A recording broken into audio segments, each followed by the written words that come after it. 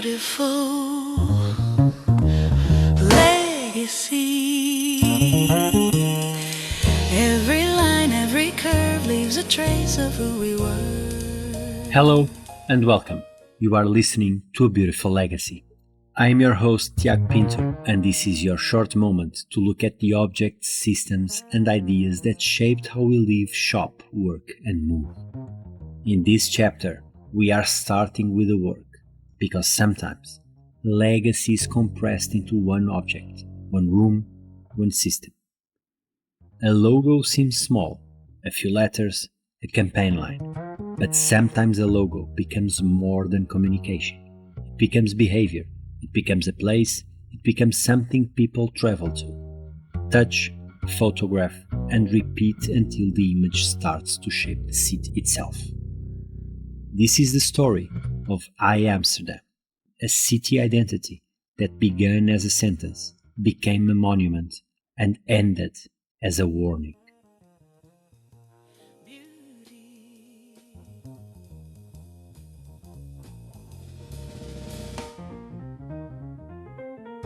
At the beginning of the 2000s, Amsterdam had a problem many famous cities understand. It was known everywhere, but not always for the right reasons. To the outside world, Amsterdam often appeared through a narrow set of cliches. Canals, bicycles, tolerance, nightlife, cannabis, the red light district, golden age paintings, and postcard charm all belonged to the city, but none explained its full identity. Amsterdam was also a center of creativity, business, design, science, culture, education, trade, and progressive urban life. It was international but intimate, historic but experimental, commercial but human in scale.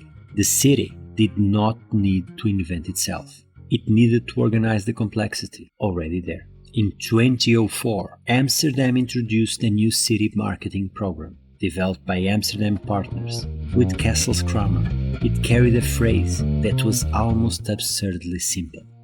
I Amsterdam. Not visit Amsterdam, not discover Amsterdam, not Amsterdam welcomes you. I Amsterdam. The genius of that line was that it did not describe the city from the outside. It invited the speaker inside it. The word Amsterdam became something completed by the person saying it.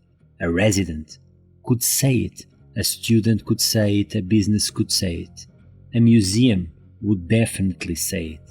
A visitor could say it. The city became not only a location, but a shared identity. This was civic branding as grammar. The logo itself was direct.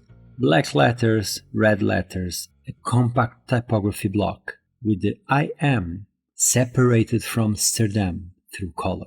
It was simple enough to be reproduced across campaigns, institutions, merchandise, signs, posters, and digital platforms. But its deeper strength was participation. Many city brands speak at people. I Amsterdam allowed people to speak through the city.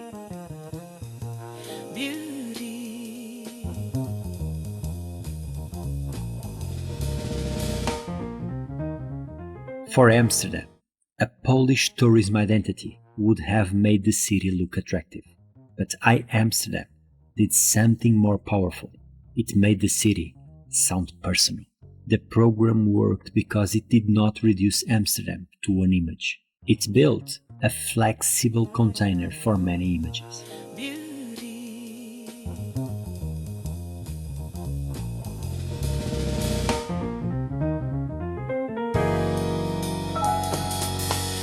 Beautiful legacy. Every line, every curve leaves a trace of who we were. Large three-dimensional I Amsterdam letters were installed at Museumplein in front of the Rijksmuseum. Suddenly, a city identity became an urban object. The letters were no longer something people only saw. They were something people entered, climbed on, sat inside, leaned against, framed with their bodies. They turned a sentence into a stage. They turned visitors into distributors. Every photograph became an ad. Every pose repeated the sentence. Every shared image extended the campaign without media buying, explanation, or translation. It was brilliant for the time. Beauty.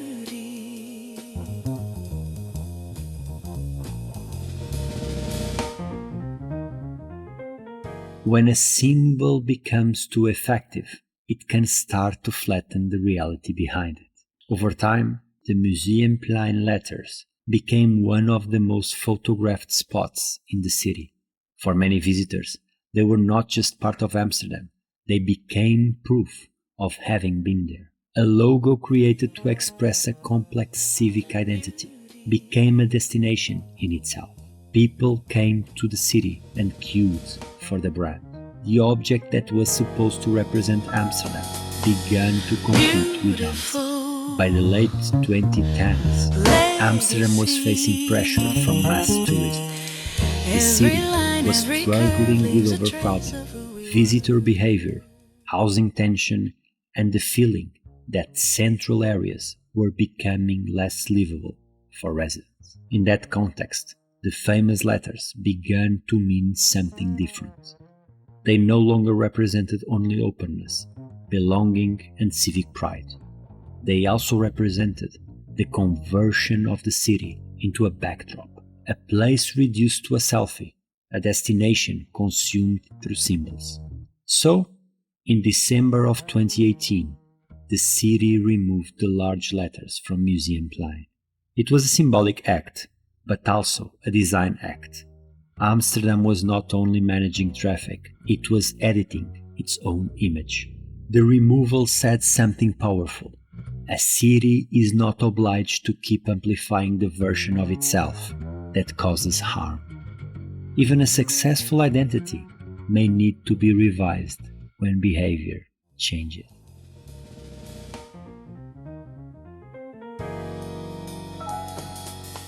The world we inherited from Amsterdam is visible in almost every contemporary destination campaign. Cities now want identities that are flexible, participatory, ownable, and social.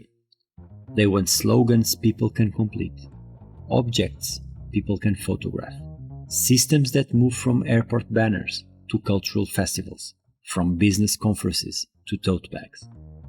Amsterdam helped define that language, the language that shapes cities. It proved that a city brand could be more than a logo on a brochure. It could become an interface between people and place.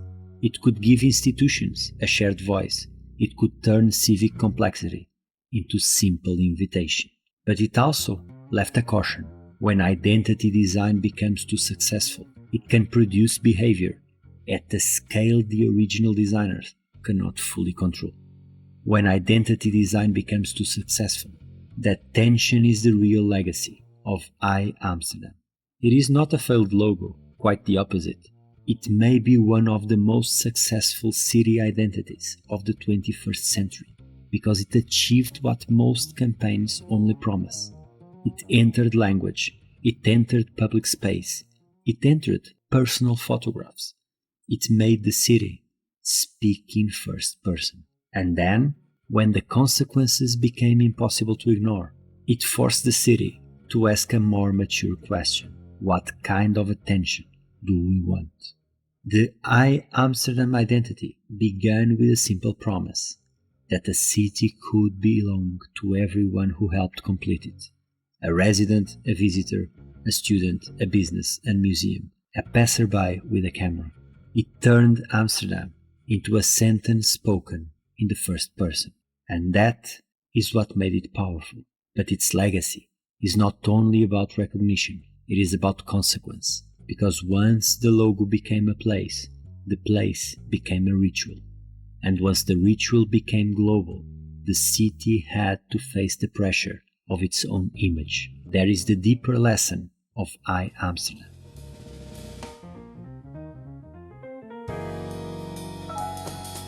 Design can invite people in, but it can also concentrate attention.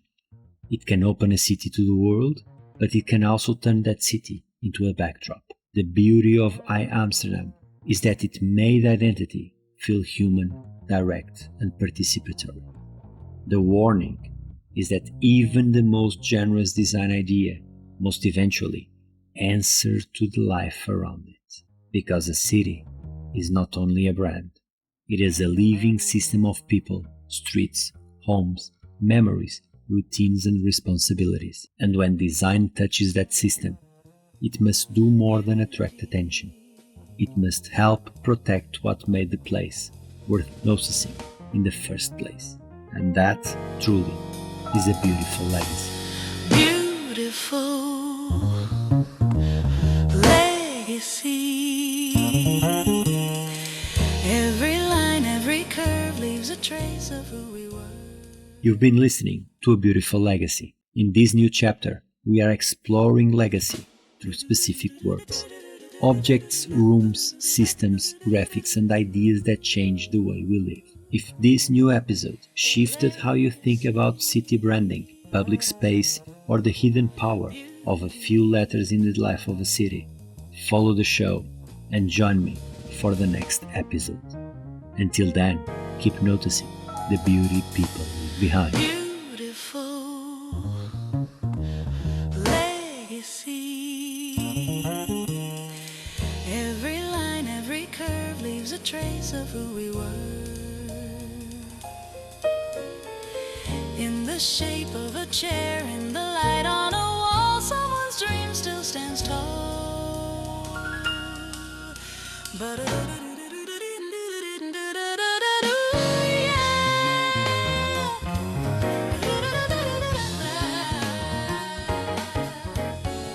echoes fade, but the feeling stays.